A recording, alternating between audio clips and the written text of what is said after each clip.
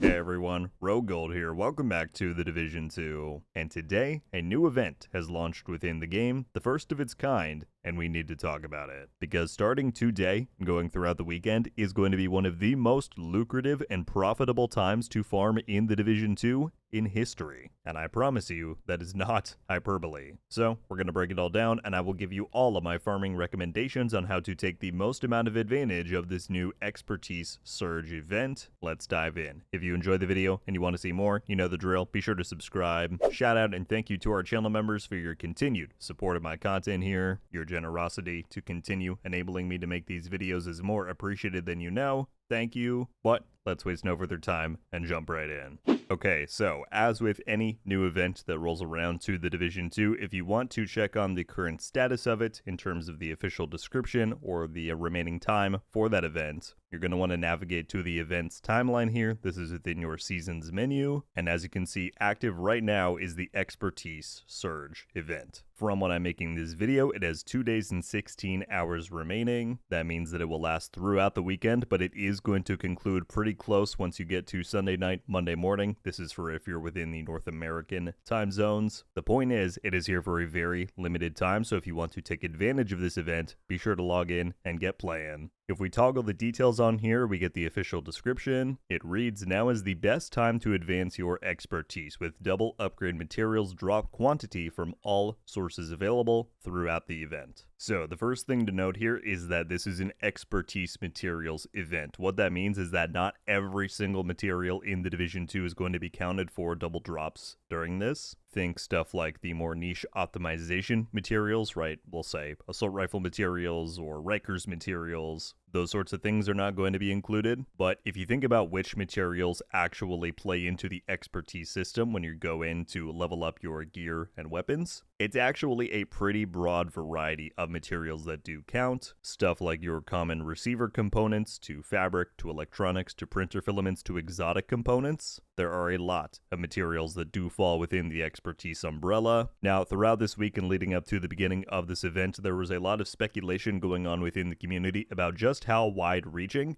this event would actually be, right? It says double drops on everything from all sources, but is that actually accurate? Well, the good news is for you all that I've gone in, done the testing, so let's shift over and I will report my findings to you now, but spoiler warning, yes, it really is just about everything. So, as stated, I went into the game and tested just about everything I could think of. So what I'm about to show you is not an exhaustive list of every single way to get materials in the Division 2, but here are some key examples. Firstly, this of course includes the usual material box and crate openings. You're going to get higher than normal usual yield. This also includes cache openings. Now this counts for both your more standard materials as well as optimization materials. One very important thing to note here though is that do not go by the value that is listed on the cache breakdown when you open it up. Rather, once you back out of your menu, you want to be sure to look at the bottom left corner of your screen because that is the actual amount of materials that is being added to your inventory, and that is where you will see this 2 times yield reflected. Another slightly more niche but very popular farming method is dark zone and control points for field recon data. If you didn't know, you can earn between 1 to 4 of that resource depending on what difficulty you take on that content at. Once again, when you complete it, it will list the normal amount of materials you would get, but if you look at the bottom corner, you will see it is doubled. Loot deconstruction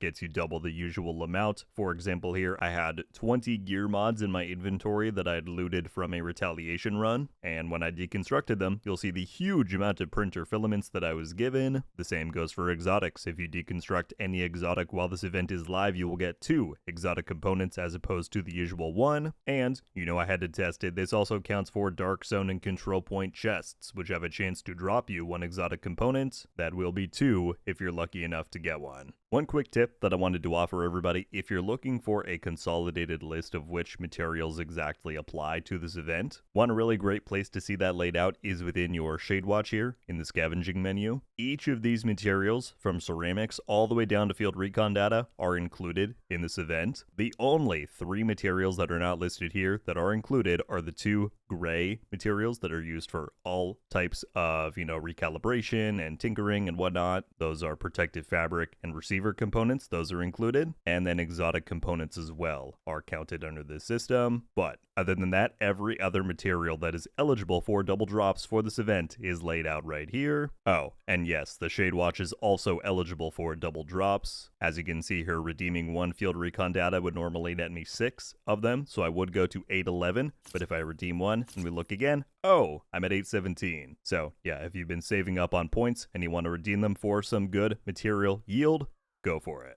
Alright, so now that you have an understanding of how exactly this event works and why it is so lucrative to farm right now, some of you may be wondering, how can I best take advantage of this for the limited amount of time that it is here? Rogue, do you have any farming recommendations? Now, to a degree, it depends on what you're after, right? If you're trying to farm electronics versus exotic components, that's going to see you taking a very different approach. The truth is that there are so many different material farms within the Division 2 that so many different people swear by. Some people love to do open world loops, some people love to do dark zone runs, you name it. Your usual methods that you may use will apply here and be just as valuable given that you're getting double the yield. I do think that one underrated farm that people have really not given too much credit since they did the Mule rework back in Year 7 Season 1 is that just farming SHD points and redeeming those on scavenging is going to get you a lot of materials, and as we took a look at a moment ago, that is counted as well under this event. However, I do have one specific recommendation that is likely going to rise above the rest here, and that's that I wanted to highlight that this expertise surge event is actually running concurrently to the Golden Bullet global event. Now, broadly, global events have lost a lot of relevancy in the more modern Division 2 endgame, that being because seasonal modifiers tend to be a lot more powerful. They also just reward you more XP, and if you didn't know, you cannot run modifiers and a global event at the same time. One area, however, the global events have remained superior is in their potential for material farming. Not only do you get that inherent 10-tier reward track that you unlock as you play, that gives you both material and item caches, but global events give you access to the Star Shop, and that lets you convert your playtime directly into further material rewards, whether it be those more common ones, optimization materials, or exotic materials. Each of those things can be purchased here in one form or another. So I think one fantastic farm this weekend is going to be enabling Golden Bullet and then just going out and farming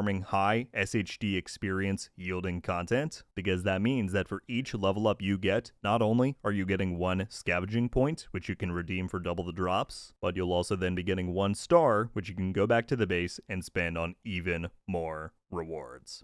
Well, everybody, there you have it. That is my breakdown of this crazy new event that has gone live in the Division 2. Some of my recommendations on how you may want to try and take advantage of it. I very much hope you enjoyed the video and found it informative. I'd love to know some of your thoughts about this new expertise surge event within the game, right? The team has been doing a lot more of these types of events lately. What do you think about this one? How does it stack up to some of the others that we've gotten? But then, of course, in relation to this one specifically, how are you going to be spending your time this weekend farming? Do you have any tips to share out with other agents? And then finally, of course, after going through all of this, if you have any outstanding questions about how this event works or anything that I covered, feel free to leave it and I will do my best to clarify. That's just about everything I've got for today though, my friends. Thank you all so much for watching. I'll catch you in the next one. RogueGold out.